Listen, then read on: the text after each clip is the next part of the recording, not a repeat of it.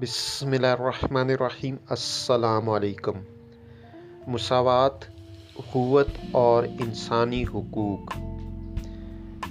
قائد اعظم محمد علی جناح رحمۃ اللہ علیہ نے فرمایا، انسانی اخوت و مساوات ہمارے مذہب، ثقافت اور تہذیب و تمدن کے بنیادی نکات ہے، اور ہم نے حصول پاکستان کی جدوجہد اسی سبب سے کی کہ ہمیں برصغیر میں انسانی حقوق خطرے میں نظر آ رہے تھے۔